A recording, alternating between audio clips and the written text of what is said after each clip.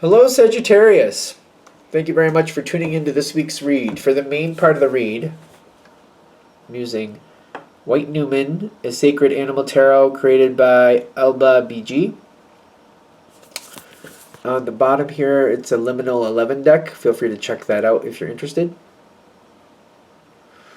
Supportive Oracle cards, Wisdom of the Hidden Realms by Colette Baron Reed. There are some websites on the back here. I thought there was one for Colette Baron Reed, but I didn't see it on here or in the spot I was looking anyway. But if you look up Colette Baron Reed on the internet, you should find what you're looking for. Okay, Sagittarius. Wow, we got a bunch all at once. That's okay. Let's see what's going to happen from it. Ooh, okay. White Newman, which is a good card. Okay. Other people are, your energy's good. Other people, there's something going on there, which we'll get into that in a minute. Okay, there definitely are people that you care about. I mean, why wouldn't there be? There's people you care about that are connected to this situation that you really can't help, but you may be tempted to try. Like, I don't know why my mouth is wet, but okay. Some people, the only way they can put their life in perspective in a way that works for them is for them to do it themselves. I think of Sagittarius as a very helpful, very successful energy. You keep things moving, you keep energy moving forward. But I'm getting whatever this is, even though that's somebody you care about pretty deeply, I'm getting this is the time to kind of let them do what they need to do. Is that the death card? Yep, it is. Okay, so you got the death card coming in here. There's a change going on. Now, the death card doesn't have to mean an ending, like an ending of a friendship or a relationship or anybody passing away. It doesn't have to be that. But it could be somebody kind of like changing how they live life. This could be somebody that you work with that you're not going to work with any longer, or could be somebody getting a promotion, just to be fair. There's a connection here that's going to be different going forward, definitely different. And when it happens, I do feel like the natural energy is saying it's kind of blocked, at least at the beginning. And they're saying let it stay blocked. It's the Eight of Swords. You're not expecting to have this block here. You're not expecting this to go the way it's going. And I think that's why you got the Lady of Lightning there. But they're saying this is something where you got to do your thing and they got to do their thing. I think they might try to pull you back into their arena or vice versa. They're saying don't do that with this situation. Kind of get a little Two of Fire. And then the Temperance card upside down.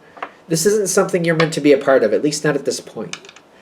The Death card coming in, there's like, I feel like a lot happens all at once, and this might be part of it, because they have a lot going on and they kind of want you to help them, but I feel like you're not supposed to. It's going to cause you issue. You do have definitely some alliances with this person. The Chariot is there. But the alliances are like, that's actually, even though you have very strong ties to this person, you have strong ties to other people too that you can actually help. And it's like, go towards the ones you can actually help. Don't get caught up in this situation. It's not bad, but it's kind of like, it's like, I don't feel like it's a bad thing, but they're like, don't go that direction. Don't get caught up in that. The energy's like trying to pull you in a different way, but you might seem to feel like, I don't want to do that. I feel like part of this is like somebody needs me and I feel like I need to help them. But the thing is, they may need to do that on their own. It gets confusing here because I feel like they're saying somebody else is separated from you. If you go and you help them, a lot of other things are going to suffer for it. It's going to be very conflicting for you because this other person who is separated from you is trying to pull you towards them. They do need assistance, but you're not the one to do it. That's not going to help them progress the way they need to. They got themselves into this situation. They need to work with it on their own. there's a very strong energy of like, I feel like I need to, I feel like they need me energy going on there. I feel like it's confusing. It's the person who's outside of the norm that's pulling you away from your normal routine or whatever you're normally into. They're pulling you away from that. So how do we explain this? So it's almost like if this is a job, somebody gets a promotion or maybe they're going to go on a trip and they're trying to get you to go where they're going. They go on my trip with me or come over to my department, do things in my department with me. If you do that, I feel like a lot of other things you want to do suffer. It's like if you go do that, it's going to take in a lot of your time, a lot more time than usual, and other things in your life are going to suffer. Especially if you're a person, you have your own dreams. Maybe you're a writer, because I know one that is. By going into this other thing, if you're following this person, you're letting them pull you in, that time you were using for writing is going to be sucked right up into this other situation. You may be monetarily compensated for that, but that might not be what actually makes you happy. That might not be actually where you need to be at this time. Because you have other things here waiting for you. You have the White Newman. Your own creativity, your own path is waiting for you. If you get sucked down this other person's road, you're not going to get what you want. And this isn't what you really want. Somebody's trying to suck you down this road is what I'm getting. They're trying to suck you down their way. They're not negative. I feel like they're very active. They're very like, this could be good for you too, Sagittarius. This could be very good for you too. And it's not that it won't, like, you probably would get good monetary compensation for it, but that's not what's going to actually make your life thrive. Just because it's good doesn't mean it's for you. Does that make sense? I hope it does. Because you're going to go down this road, and I feel like I'm getting stuck. I'm getting cut off, because it's kind of like, if I start going down this road, I can't have both. I can't have what I really want and help in this situation. So it's kind of like, things might be going very well, but like it's going to stagnate what you really want. So be careful of that. It's going to really stagnate that. The advice here is to like look out for yourself. Look out for what you truly want. Before you would commit to something, step back and just like look at what you want out of life. Look where you want to be at in life. Is that really getting you closer to that? If it's not, don't do it. Don't do it.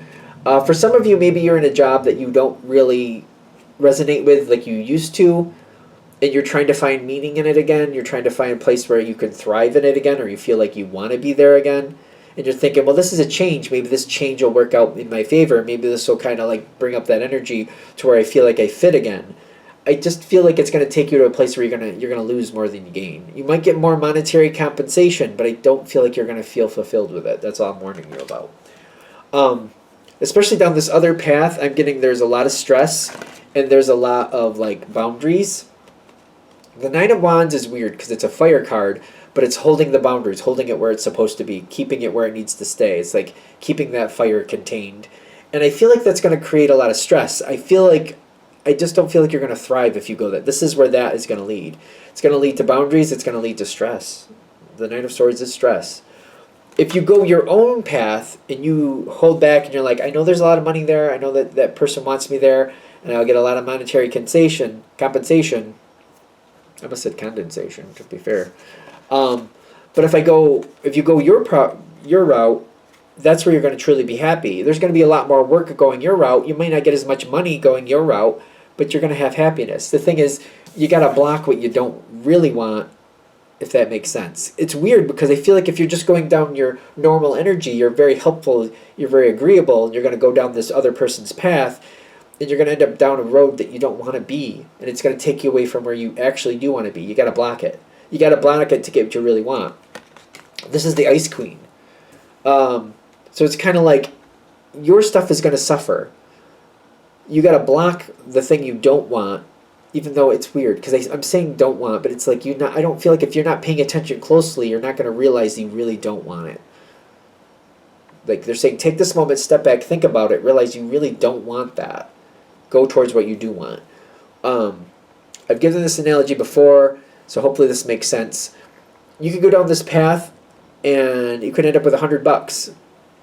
But if you end up at a place where you're like, I could buy $100 worth of, maybe just to be argument, maybe you're not a vegetarian, so if you are a vegetarian, this isn't going to work.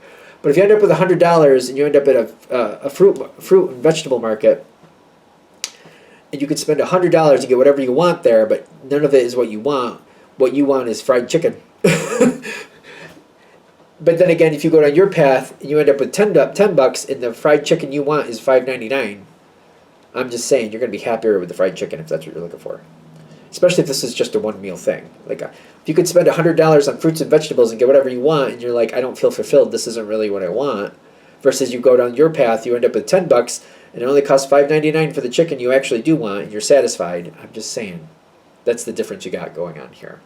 Just because it's technically more compensation, there's more money, doesn't mean that's going to lead you where you want to be. That's if you're not a vegetarian. If you're a vegetarian, then just flip it. You could have $100 of meat and things that you don't want to eat, or you can have $10 of the things you do want to eat. You get it. I think for those of you that's going to hit with, you get it. I think I kind of hit it. That's kind of that's it. That's the message. All right. So hopefully that helps. Thank you for watching. If you'd like a direct reading from me, shoot me an email, jamesforastral@gmail.com. That's James the number 4, astral@gmail.com. If you're interested in the donation information, that's below, same email. Thank you very much for watching, and have a great day.